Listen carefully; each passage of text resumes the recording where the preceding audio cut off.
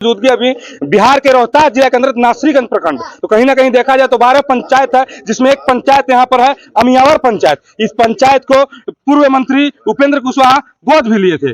उसी पंचायत में हम अभी चुनावी सरगर्मी तेज हो गई है, जिसमें पैक्स का चुनाव जारी है। अनेकों प्रत्याशी नॉमिनेशन करवाए, जिसमें से एक हमारे समक्ष प्रत्याशी हैं। सबसे पहले आपका नाम क्या हुआ सर? मेरा नाम सुनो अजीत कुमार सिंह हुआ। क्या कुछ कहना चाह रहे हैं अपनी जनता को, आप अपनी पंचायत के जनता को किस मुद्दा लेकर पंचायत में आप उतरे हैं?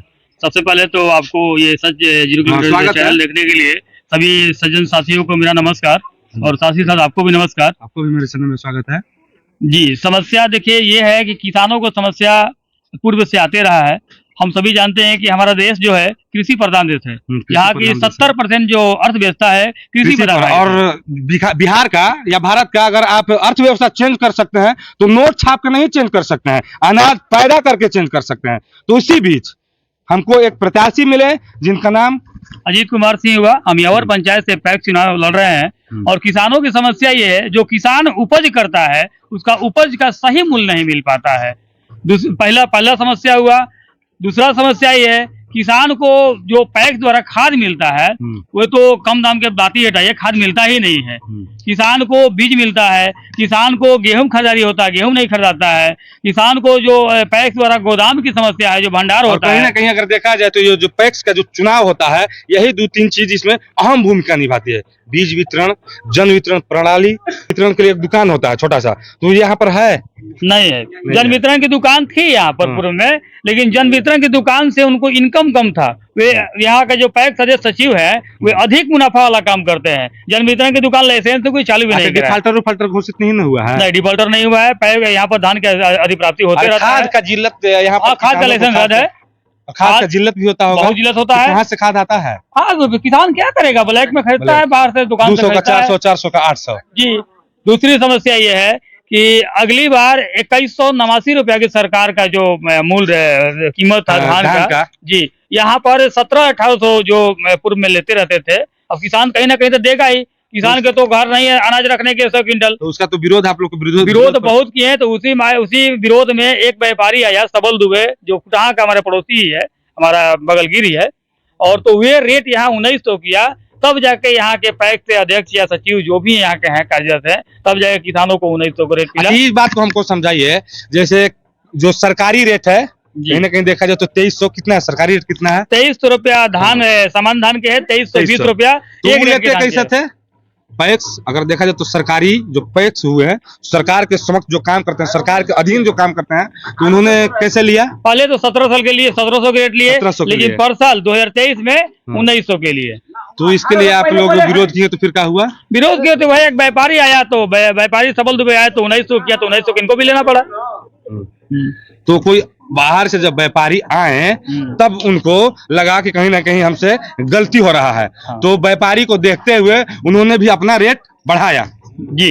देखिए, यहाँ पर किसानों के मूलभूत समस्या बहुत है, और सारी समस्या को दूर करने के लिए मैं ये तो नहीं कहेंगे सभी किसानों को पक्का मकान बना दूंगा, लेकिन हद तक कोशिश करूंगा जितना भी किसान की समस्या सरकार का जो स्कीम आएगी, उस स्कीम को अब जनता के द्वार द्वार पहुंचाने का जो भी सरकार का सुविधा है उसको धरातल पर लाने का काम करूंगा मैं, और लाकर दिखाऊंगा। युवा हूँ, युवा साथी का समर्थन मिल रहा है। महिलाएं भी हैं और महिला सशक्त।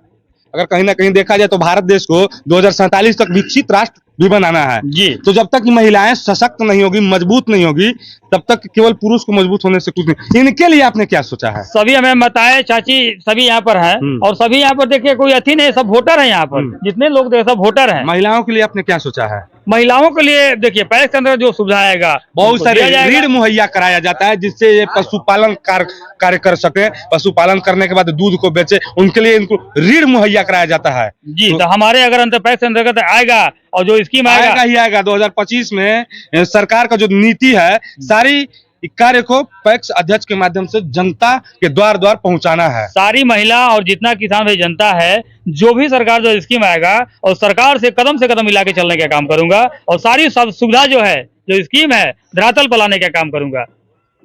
और कुछ इधर जनता भी है, वोटर है। बोलिए आइए भाई। मैं काफी उत्सुक है, काफी उत्सुक है। कहीं ना कहीं देखा जाए तो पहले नीचे से ऊपर दिखाइए इनको, नीचे से ऊपर दिखाइए। नेचुरल अगर देखा जाए तो नेचुरल ही है, प्राकृतिक व्यक्ति है। पैर में हवाई चप्पल और कपार में गमछा। कहीं ना कहीं अगर देखा जाए तो निकलागे मर्द भोजपुरिया सखी और निकलागे मर्द, ठीक। तो क्या कुछ कहना चाह रहे हैं आप? हम बोल रहे कि पहले जो आया था पर साल धान खरीदने के लिए, क्या आया था परसल धान खरीदने के लिए? ये पैक्स हाँ 1800। तो सबल दी चुप हो गया। इसके बाद में सबल दुबे आए। सबल दुबे क्या है? खुटहा के व्यापारी हैं। वो 1920 के 10 सरकार से ज्यादा महंगा व्यापारी खरीद रहा है। हाँ। तो कहीं ना सरकार के गाल पर एक तमाचा है। करारा तमाचा है। फिर क्या हम लोग सब व्यापारी को दिए हैं, सब व्यापारी को। हाँ। यानी सरकार का कमी नहीं है, कमी इन बिचौलियों का है जो एक बार जीत जाते हैं, इसके बाद अपना घर भरना है। दोनों आपस में मिल जाते हैं, सचिव और वो, अपना घर टाइल मार्बल वेस्टर्न। मेरा नाम धर्मेंद्र सिंह है, गांव है मेरा ये।